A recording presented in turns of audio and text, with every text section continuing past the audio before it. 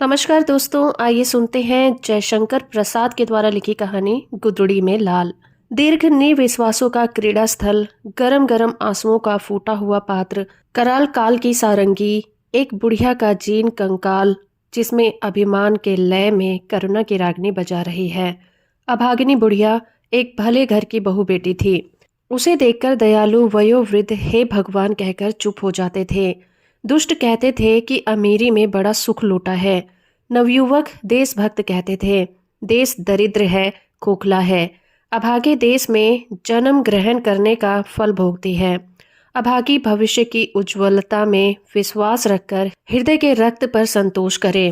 जिस देश का भगवान ही नहीं, उसे विपत्ति क्या, सुख क्या। परंतु बुढ़िया सबसे यही कहा करती थी, मैं नौकरी करूंगी, कोई मेरी नौकरी लगा दे। देता कौन? जो एक घड़ा जल भी नहीं भर सकती, जो स्वयं उठकर सीधा खड़ी भी नहीं हो सकती थी, उसे कौन काम कराए।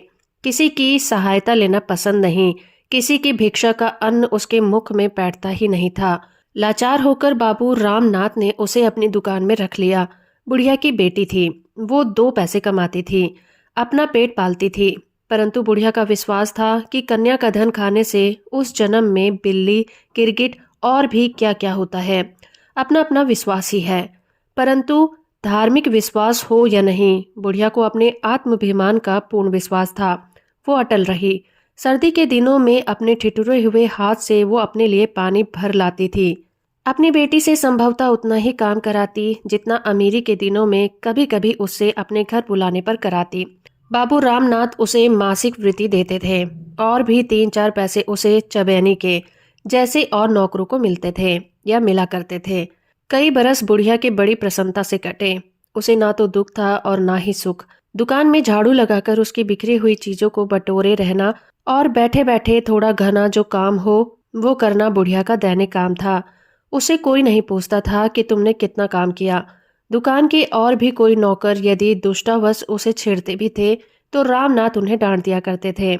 बसंत, वर्षा, शरद और शिशिर की संध्या में जब विश्व की वेदना, जगत की थकावट धूसल चादर में मुंह लपेटकर क्षितिज के नीरो प्रांत में सोने चली जाती थी, बुढ़िया अपनी कोठरी में लेटी रहती। अपनी कमाई के पैसे से पेट भरकर कठोर पृथ्वी की कोमल रोमावली के समान हरी हरी धूप पर भी लेटे रहना किसी किसी के सुखों की संज्ञा है। वो सबको प्राप्त नहीं होता।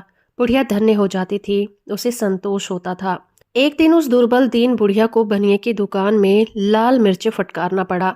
बुढ़िया ने किसी किसी कष्ट से उसे संवारा, परंतु उसकी तीव्रता वह सहन नहीं कर सकी।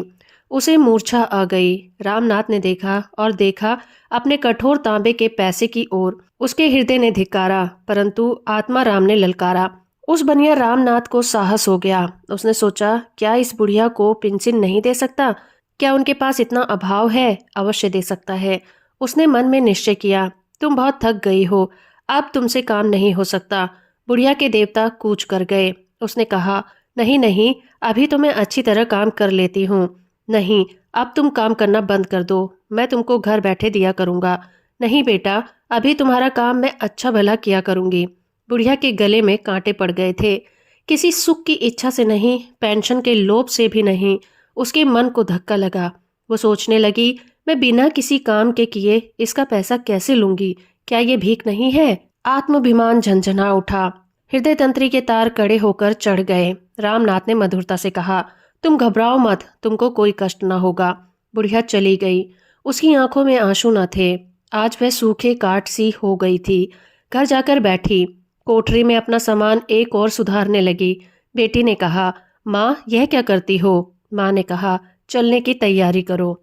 रामनाथ अपने मन में अपनी प्रशंसा कर रहा था, अपने को धन्य समझता था। उसने समझ लिया कि हमने आज एक अच्छा काम करने का संकल्प किया है, भगवान इसे अवश्य प्रसन्न होंगे। बुढ़िया अपनी कोठरी में बैठी बैठी विचारती थी, जीवन भर के सज्जित इस अभिमान धन को एक मुट्ठी अन्न की भिक्षा पर बेच देना होगा। असहाय भगवान, क्या मेरा इतना सुख भी नहीं देख सकते? उन्हें सुनना होगा। यह प्रार्थना करने लगी, इस अनंत ज्वालामयी सृष्टि के कर्ता, क्या तुम ही करुणा निधान हो? क्या इसी डर से तुम्हारा अस्तित्व माना जाता है? अभाव, आशा, असंतोष और अंतर्नादों के आचार्य, क्या तुम ही दीनानाथ हो? तुम ही ने वेदना का विषम जाल फैलाया है। तुम्ही ने निष्ठुर दुखों के सहने के लिए मानव हृदय सा कोमल पदार्थ चुना है और उसे विचारने के लिए, स्मरण करने के लिए दिया है। अनुभवशील मस्तिष्क, कैसी कठोर कल्पना है। निष्ठुर, तुम्हारी कठोर करुणा की जय हो। मैं चिर पराजित हूँ। सहसा बुढ़िया के क्षीण मुख पर कांति आ गई। उसने देखा एक स्वर्गीय ज्योति उसे बुला रही है। वो हंसी, फिर शिथिल होकर लेटी रही। रामनाथ ने दूसरे ही दिन सुना कि बुढ़िया चली गई। वेदना क्लेशहीन अक्षय लोक में उसे स्थान मिल गया। उस महीने की पेंशन से उसका दाह कर्म करा दिया गया। फिर एक दीर्घ निविश्वास छोड़कर बोला, अमीरी की बाढ़ ने न जाने कितनी वस्तु कहाँ से आकर एकत्र हो जाती है। बहुतों के पास उस बाढ़ के घट जाने पर केवल कुर्सी, कोच और टूटे गहने रह जाते हैं, परंतु बुढ़िया के पास रह गया था सच्चा स्वाभिमान, गुदड़ी का लाल। तो दोस्तों, अभी आप सुन रहे थे जयशंकर प्रसाद के द्वारा लिखी कहानी गुदड़ी के लाल। उम्मीद करती हूँ मेरा ये प्रयास और ये कहानी आपको अच्छी लगी होगी। वीडियो को लाइक और चैनल को सब्सक्राइब करना बिल्कुल मत भूलिएगा।